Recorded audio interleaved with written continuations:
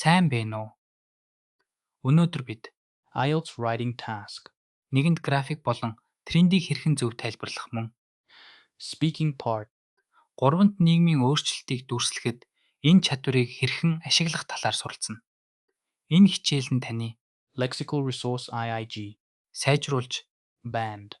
7.1 болон түүнээс дээш оноо авахд туслана. График тайлбарлахдаа өсөлтийг илэрхийлэх олон янзын үг хэллэг ашиглах нь таны Lexical resource. буян үгийн сан баялаг байгааг харуулна.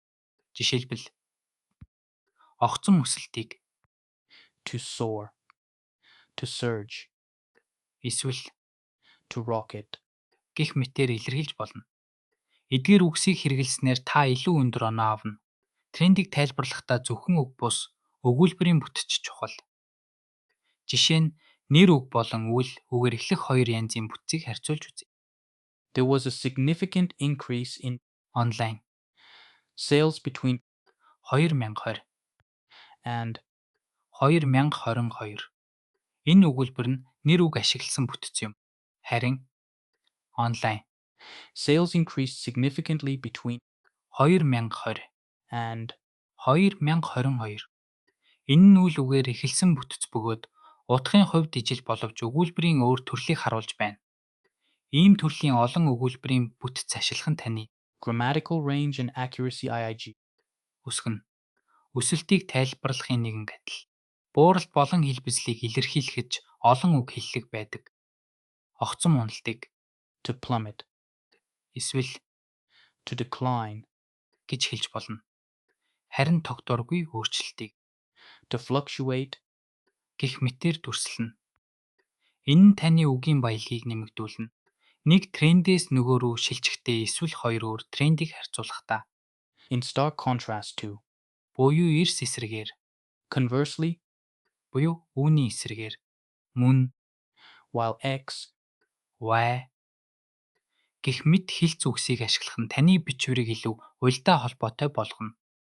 speaking ein coherence D. Нөлөөтэй. Одоо бид Band. 6.1 тэг ба Band. 7.1 тэг түвшний хариултын ялгааг харьцуулж үзье. The number of students went up a lot. Энэ нь ердийн ярианы хэллэг бөгөөд IELTS ein. академик шаардлагыг хангахад хангалтгүй. Үүний оронд The number of students experienced a substantial increase. гэж хэлснээр таны Lexical resource. оноо илүү өндөр байх болно. Ийм ялгааг анхаарах нь чухал.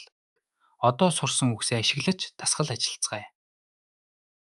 In recent years, there has been a dramatic Зот. in the use of smartphones among young people. Зөв хариултыг сонгоно уу? Зөв хариулт бол Surge. юм. Учир нь энэ өгүүлбэр нь ухаалаг утасны хэрэглээ огцом нэмэгдсэнийг илэрхийлж байна. Та зөв хариулсан уу? Өнөөдрийн хичээлээр Writing task.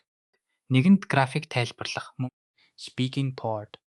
гурвант нийгмийн өөрчлөлтийг дүрслэхэд шаардлагатай үг хэллэг, өгүүлбэрийн бүтцийг судалж Lexical resource. болон Grammatical range and accuracy IIG. сайжруулах аргуудыг авч үзлээ. Баяртай.